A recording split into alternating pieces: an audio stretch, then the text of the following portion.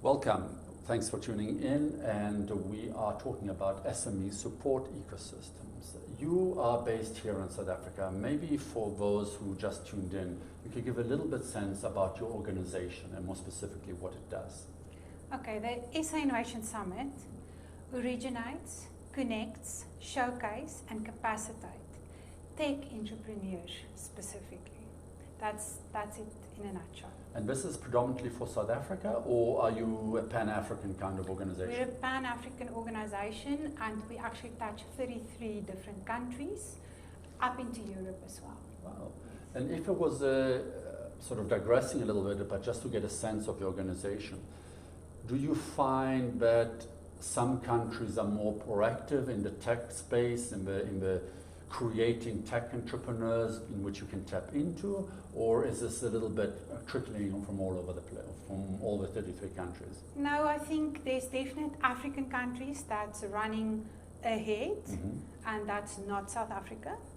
Kenya, Ghana I think is doing well, Nigeria, and then of course in Europe you've got very good supported tech entrepreneurial startup spaces. And the whole debate between what's the difference between an SME and a tech startup, I think is a debate that we just scratch on. We haven't really gotten into it. And why should countries focus on tech?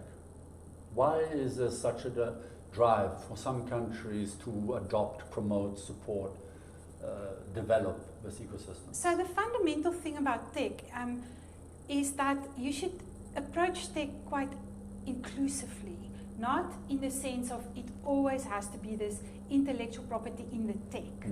The intellectual property can be in the service or the product or the process, but tech enables the scale. You can never be, and listen to this, never be a serious entrepreneur without tech. You can be a good entrepreneur, but you can never scale without tech. So tech is unnegotiable. You can go into markets that nobody else can go. You can include people that has been excluded through tech. You can reach the most profound impact through tech, delivering medicine, food, cures. Yeah. Without tech, you can't do that. Now, I attended, I think a couple of years ago, one of your innovation summits, and I was blown away by the diversity of the solutions on show, also by the amount of entrepreneurs.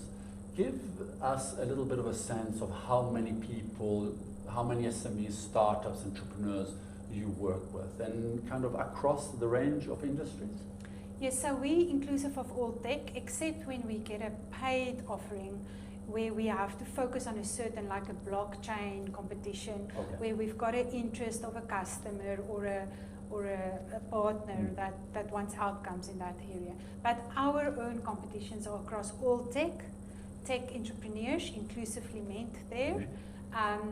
And we get approximately 1,400 entries per year, and that stretches over 33 countries. Wow. And last year we even had a French winner at the SA Innovation Summit. and tell me a little bit more. Give us a taste of these companies that apply.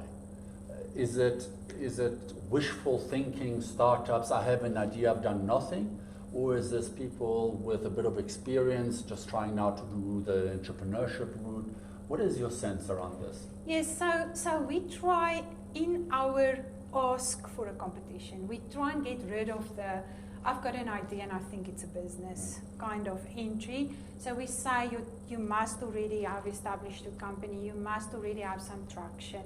Except if it's a seed competition. We've got an inventor's garage, for instance, that's pre-commercial. So there's the requirement, you must show what you have. So it's not a sketch, you must have built something. So it's a prototype or a design or something that you can show off, but it's not in the market yet.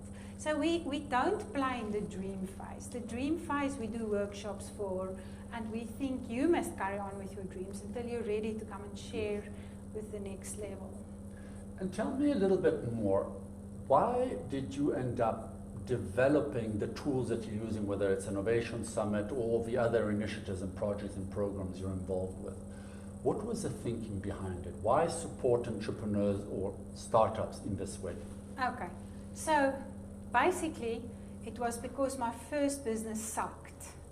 We really didn't do well. We did innovation consulting. It was a consulting business, and we just couldn't get the traction we needed in the market. So we decided to start with a conversation to up the water for all the boats. That was the intention with the summit. Now the summit became a monster because it's such a big event. You work an entire year to deliver this event, and you sometimes think, is there not an easier way to do this? And the other business is doing exceptionally well, but they changed their track completely and went into cluster innovation. So it was just a morphing, a good intention that changed business as is. And if I may ask, probably focusing now a moment on the summit, has it delivered the results that you were hoping it would deliver? Knowing fully well that no initiative is ever perfect. So the summit, I think, played a huge role in making the tech entrepreneur and innovation visible in South Africa. When the summit started, there was not a single piece of tech transfer legislation. Really? There was 2 VCs in the country. There was no tax R&D incentive.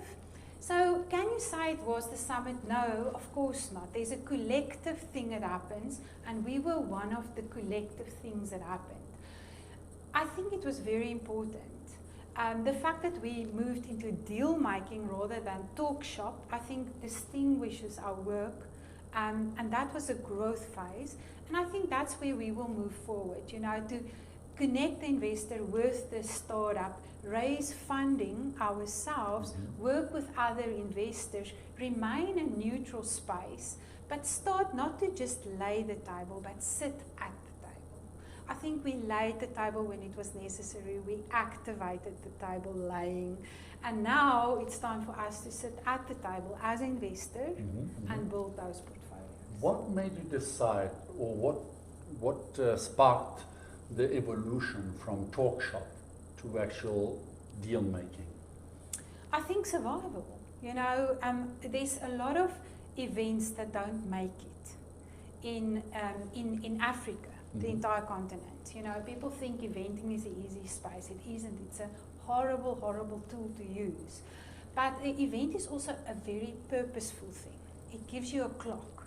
If you come every year in September, you get programs that click through the event. You know, so there's positives, but it also can become a monster. And I think the summit did very well, but the movement is towards the deal making and the programmatic approach, you know, the build up into the summit, so that you build up and you build out. And the connection goes to a deal. The showcase becomes an ecosystem.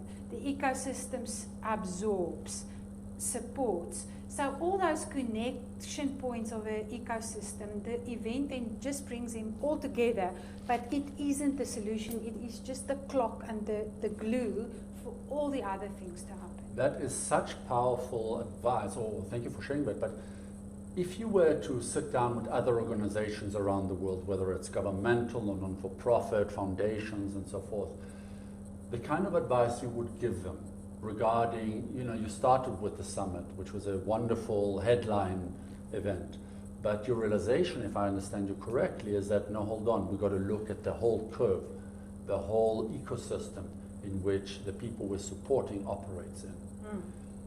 Is it worth it for somebody to start from the whole ecosystem, or is the complexity just too unmanageable?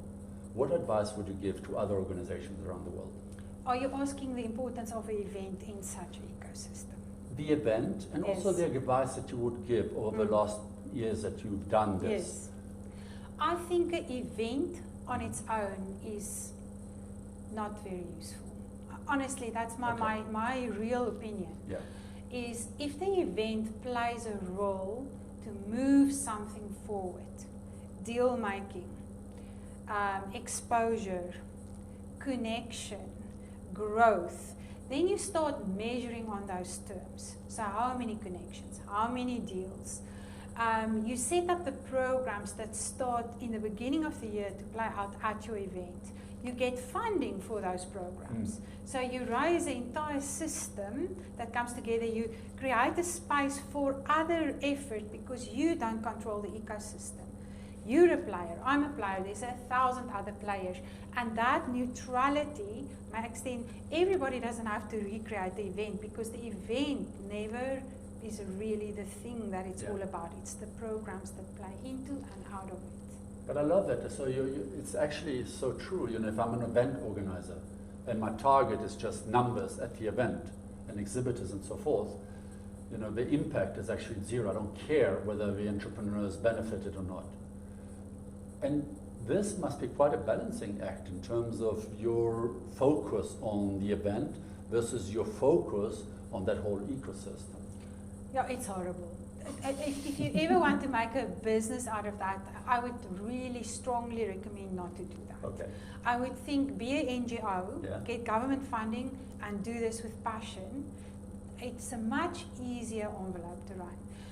We did it as entrepreneurs. Yes. So now you sit with a team that must sell exhibitions because you have to survive this, right?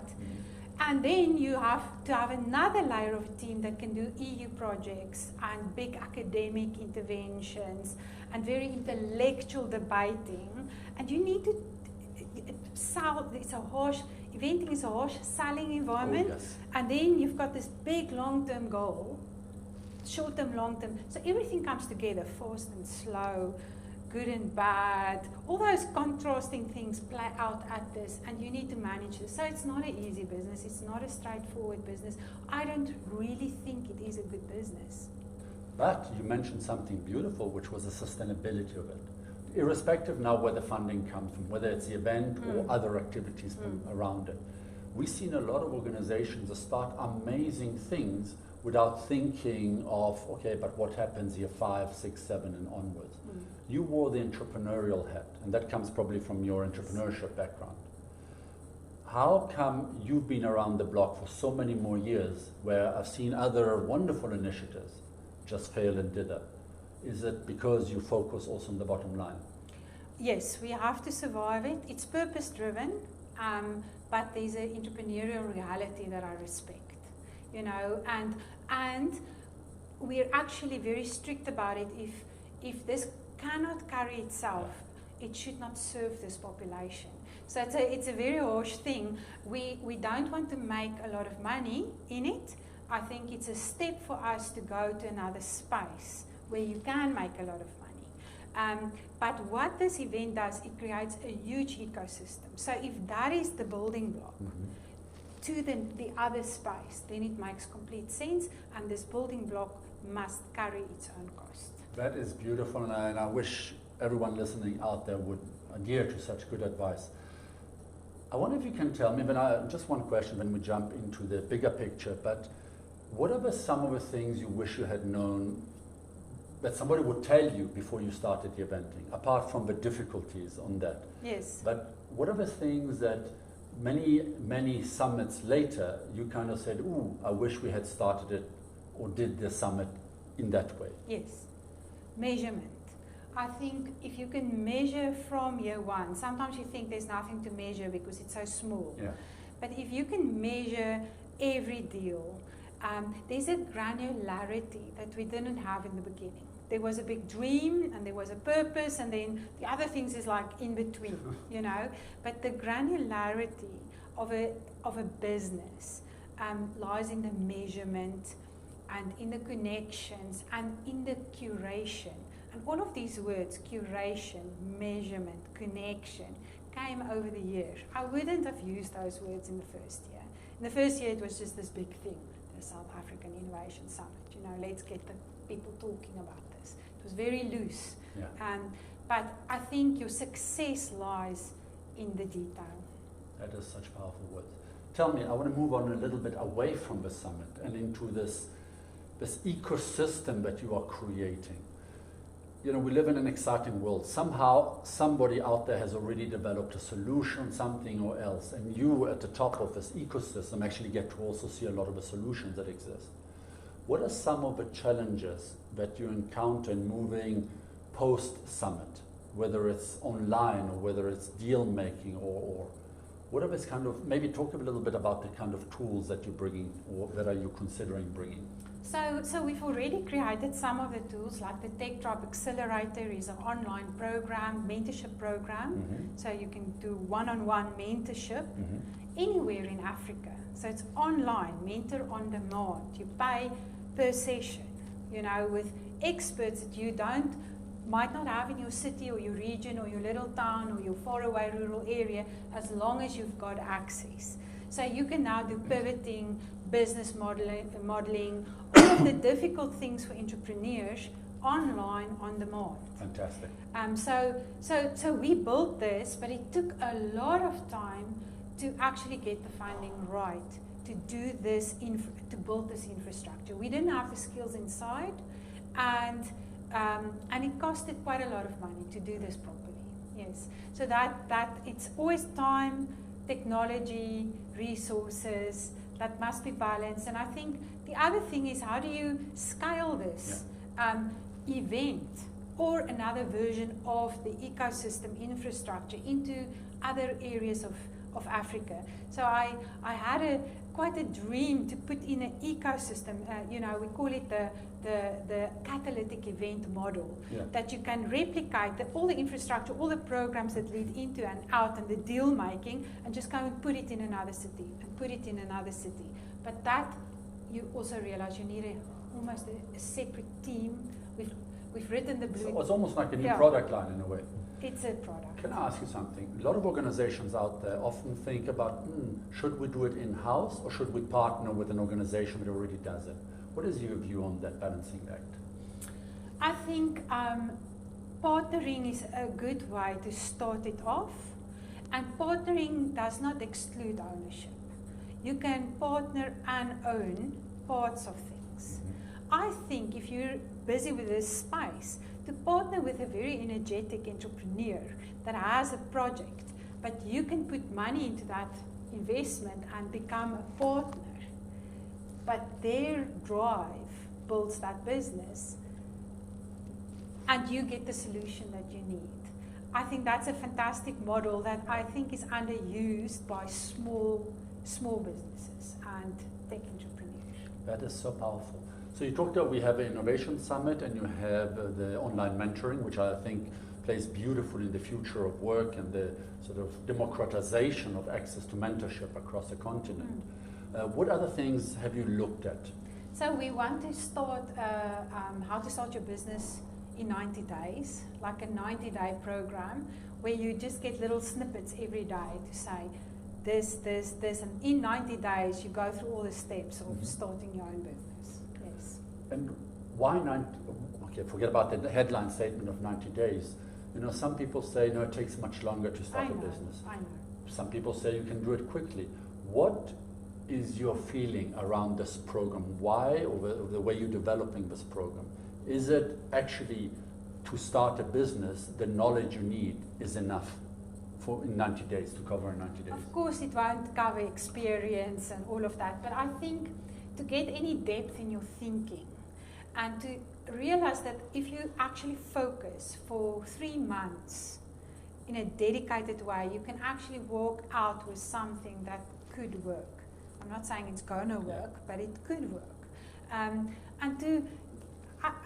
We wanted to make it lighter. A colleague of mine wrote a book, Buntu Majaja, How to Start Your Business in 90 Days. And I thought about the 90-day concept. You know, it goes beyond the 21 days of going on a diet before it changes the way you think. It shows commitment. You get into a routine. So the change that's necessary psychologically to commit to something is proven in 90 days. So there's a lot of defendable thinking in the 90-day concept, but it isn't the end all. It's just the stake. Tell me something, talking about training and talking about entrepreneurs, there's a wonderful cartoon movie, one calls it Ratatouille, in which the cartoon chef says that not everyone can be a chef, but everyone can learn how to cook. Can anyone learn to be an entrepreneur? I do think so. I think there's very teachable disciplines in entrepreneurship. And I think if you think about Switzerland, for instance, is an economy that is running on small businesses. But these are hairdressers, plumbers, car washers, and all of them have to be entrepreneurs, you know. So entrepreneurship is teachable. But I think to be the scalable entrepreneur, I think there's a finesse and there's a art to that, and a passion. And an opportunity and a cost. And a cost, yes. On a personal level, I suspect. Yes. And you must be willing to pay that. Yeah. I hope your pockets, emotional and psychological pockets, are deep enough for that.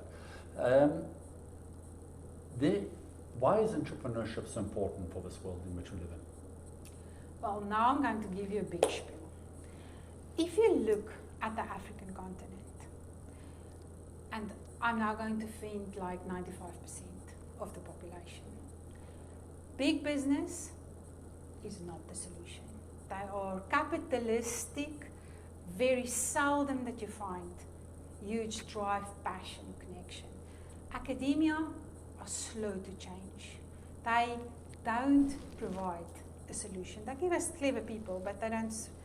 And the government is just far too slow, you know, to change policies. The only really pivotal, scalable, job creator, thinker, solution provider is the tech entrepreneur. So I've decided to give this concept my life, because I believe in this continent the pivot sits with the tech entrepreneur, and only the tech entrepreneur. And we only need 4% of all human beings to be that entrepreneur that can create the rest of the jobs that works in their big scalable businesses.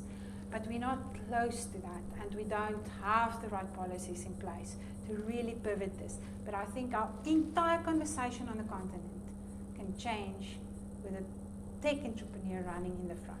Why is there so much resistance with this clarity in terms of future? Why is there still such a resistance from the policymakers, from governments, to embrace and support entrepreneurship, from truly getting behind, for example, the work that you do?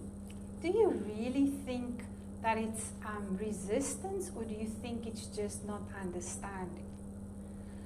You know, you cannot support something you don't understand. So to have a deep conversation also takes many years. If you think of Silicon Valley, it took them 45, 50 years to be where they are.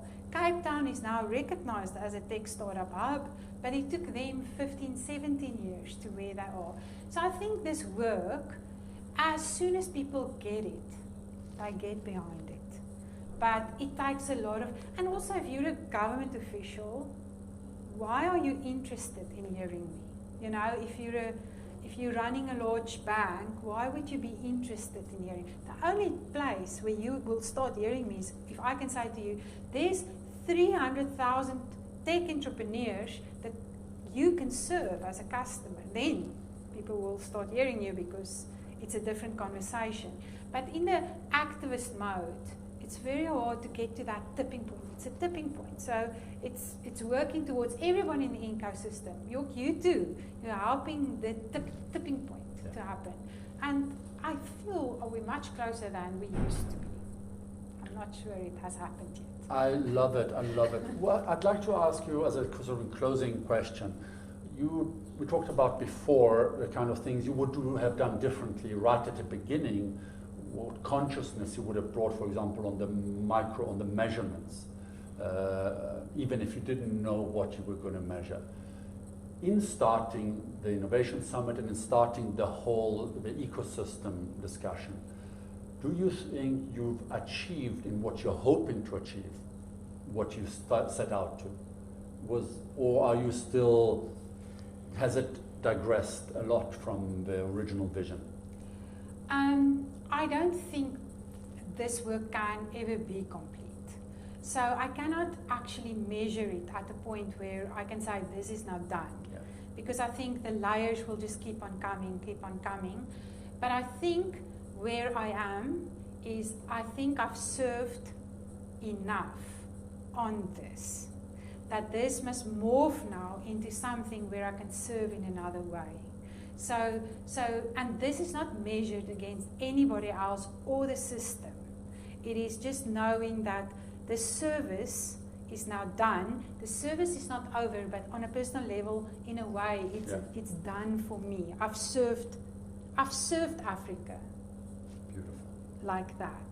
And I'm going to serve it now in another way, and I'm going to raise $1 billion for tech entrepreneurs in Africa. That's my next 25 years. Amazing. And that's my service. Absolutely amazing. Ben, on that one, I want to ask you a question. There's a lot of unbelievable organizations around the world trying to do good. Starting, listening to your journey, it was one of, okay, we're starting with what we think we're doing, and then 10 years later, what we're doing developed into this much bigger thing, leading even to this $1 billion conversation, which is a whole new step. What kind of advice would you give other organizations around the world that are wanting to make an impact, especially in the entrepreneurship space, where you say, okay, well, here I am at the beginning of a road. I'd love to make a huge splash, a huge impact, but let's be realistic, resources are limited, funds are limited, visibility is still limited. You gave an advice in a different clip, which I'll put the link below, about, dream big for entrepreneurs. What advice would you give to organizations wanting to support entrepreneurs? I mean, the symphony you're telling now is exactly right. They have to start small and do what they do very well. So the pursuit of excellence, I think, is more valuable within that big dream to actually get right. That's the think big, act small reality of life. Another contrast that you have to bring together. So the big dream, yes, but you can never get there if you don't act small. And small, not small thinking, but precise. Beautiful. Yeah. Beautiful. And on that note, thank you so much, and thank you for watching.